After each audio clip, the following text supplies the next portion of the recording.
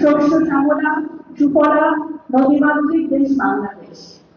এই ব্যাপারটা, এই চরম চরম সত্যটা আমি মনে করি প্রথমে বুঝতে পেরেছিলেন আধুনিক বাংলাদেশের রূপকার, স্বাধীনতার ঘোষক শহীদ রাষ্ট্রপতি জিয়াউর রহমান। উনি বুঝতে পেরেছিলেন দেখে উনি যখন রাষ্ট্রের দায়িত্ব নিয়েছিলেন, প্রথমে উনি বাংলাদেশের কৃষিকে, বাংলাদেশের মৎস্যকে স্বনির্ভর করার জন্য খাল খনন কর্মসূচি শুরু করেছিলেন। এই ধারাবাহিকতায় আজকে আমরা মৎস্য চাষীদের দিকে, মৎস্য উৎপাদনকে বৃদ্ধি করার জন্য এই বর্তমান সরকার নিয়োজিত রয়েছে। আমরা যখন সরকারের দায়িত্বে নেই, প্রথমে যে কাজটি প্রধানমন্ত্রী করেছিলেন সেটি হচ্ছে কৃষকদের কৃষি ঋণ মৌকুব।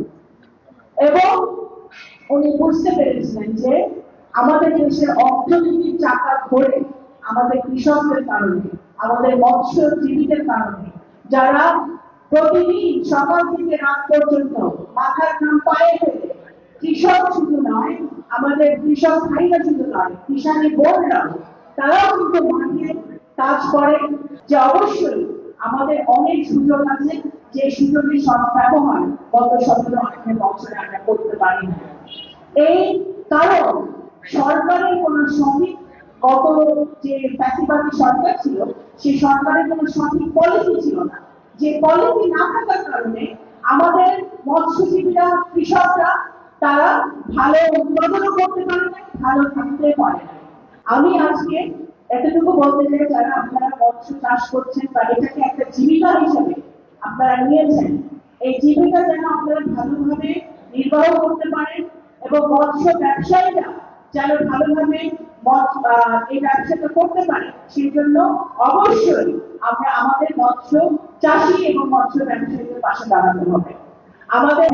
আমরা যখন কৃষক ভাইদের পাশে দাঁড়িয়েছি, ইনশাআল্লাহ আমরা মৎস্য চাষী ভাইদের পাশেও দাঁড়াবো। শেষ করতে চাই, বর্তমান সরকার জনবান্ধব সরকার, কৃষি বান্ধব সরকার, মৎস্য বান্ধব সরকার। আমরা চাই, বর্তমান বাংলাদেশ জাতীয়তাবাদী দলের সরকার চায় যে আমাদের 64টা জেলার প্রত্যন্ত অঞ্চলে আমাদের কৃষক ভাইরা, মৎস্যজীবী ভাইরা তারা যেন ভালো থাকে। তারা যদি ভালো থাকে, দেশের মানুষ ভালো থাকবে, 3 বেলা খেয়ে পেট করে বাঁচতে পারবে, দেশের অর্থনীতি সচল থাকবে। সুতরাং এটা অত্যন্ত গুরুত্বপূর্ণ। কারণ আপনারা একটা কথা মনে রাখবেন, বাংলাদেশের প্রত্যেকটি কৃষক, প্রত্যেকটি কৃষানী, প্রত্যেকটা মৎস্যজীবী ভাই বোন, আপনারা কিন্তু ডাইরেক্টলি, সরাসরি বাংলাদেশের অর্থনীতিতে আপনারা সহযোগিতা করছেন।